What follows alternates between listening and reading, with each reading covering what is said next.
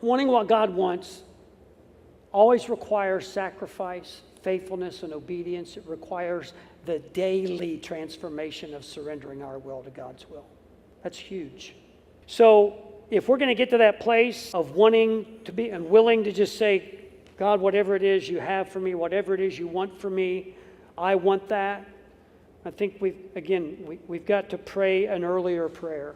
I think it's pretty hard to pray that because given what I've just shown you, it's like, whoa, God's done some things that I'm not sure that I would want to have done.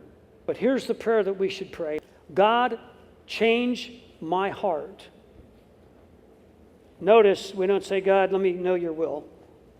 But God, change my heart so that I am able to and experience a desire to live what you want and will for me. In other words, we're asking God to change our perspective before we ever ask for his will in our lives.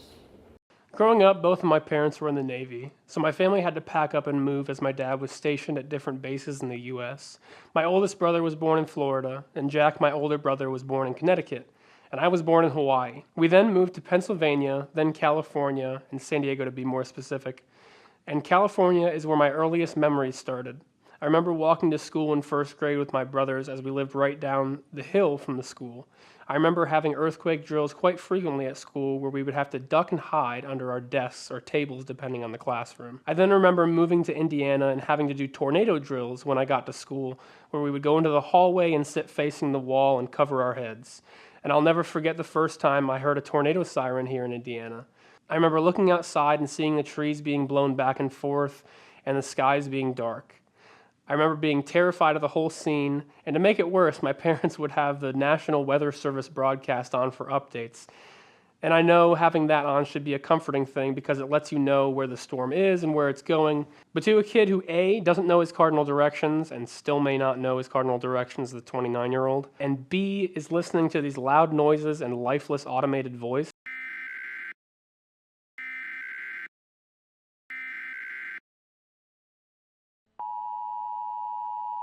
the National Weather Service in Indianapolis has issued a severe thunderstorm warning for. This all added to my then growing fear of severe weather and tornadoes in general. But my parents saw that fear in me and decided to try to subdue that fear that arose when the sirens went off. So whenever there was a tornado watch or warning for our area, we called them tornado parties, and we would all go to our basement with the emergency supplies like flashlights and snacks, and we'd watch a movie or play a game to distract us from the storm that was going on outside. And I think that's what we need sometimes in life. We need someone who has been through these storms and can show us that there is a refuge or even a way through. Dan shared his life verse, which is Isaiah 55, 8-9. For my thoughts are not your thoughts, neither are your ways my ways, declares the Lord. As the heavens are higher than the earth, so are my ways higher than your ways, and my thoughts than your thoughts. Now, I volunteered to be a counselor at a church camp called Indicoso a few years back, and they would do this thing at the end of the week where the counselors had the opportunity to write encouraging notes to the campers that they could take home and use. And I used to write this verse as well as Jeremiah 29, 11-13, which says, For I know the plans I have for you, declares the Lord, plans to prosper you and not to harm you, plans to give you hope and a future. Then you will call upon me and come and pray with me, and I will listen to you. You will seek me and find me when you seek me with all your heart. So I want to ask, has that truth clicked for you in your walk?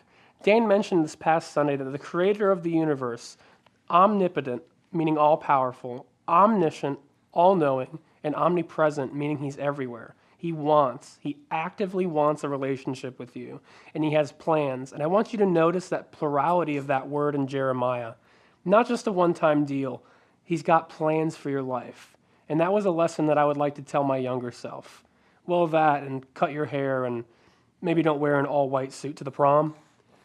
Dan asked the question on Sunday, how radically different would your life be if it were reflective or a reflection of God's thoughts? In my Sunday school class for young adults, we're going through the Gospel of Mark with Francis Chan, and I love the way he describes how our response to the gospel or the good news of Jesus Christ needs to be on a completely different level than hearing other good news like, hey, I got into this school, or hey, I'm getting married, or I got a new job. That understanding of the gospel and the joy that will come with it is something that will overflow into every aspect of your life. And that's the goal, right? To be a witness to his glory, to his design. It should change things in us that when others see us, they see Christ in us.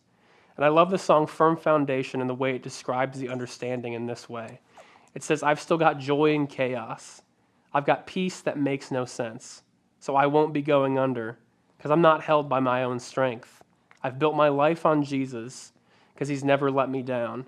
He's faithful in every season, so why would he fail now? And in response, he won't. Dan said on Sunday that wanting what God wants always requires sacrifice, faithfulness, and obedience. It requires the daily transformation of surrendering our will to God's will. It's holding our thoughts captives and asking who our actions are serving. Is it serving the kingdom or ourselves? Luke 9:23 says, Then Jesus said to them all, Whoever wants to be my disciple must deny themselves and take up their cross daily and follow me. I remember when I was brought on staff here at Center.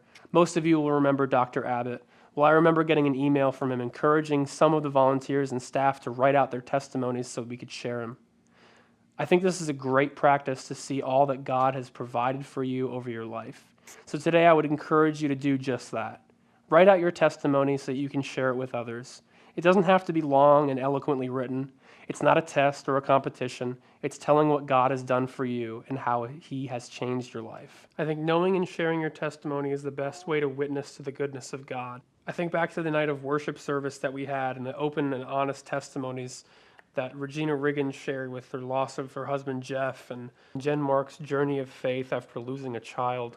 I just think that openness and that honesty and that bluntness with the testimonies that were shared is something that we need within the church so that newcomers can know that they're not alone with their struggles, that there are people that have been through it and that have found peace and hope and encouragement through Jesus. I'll leave you with Dan's final prayer. God, change my heart so that I am able to experience a desire to live what you want and your will for me. Have a great week.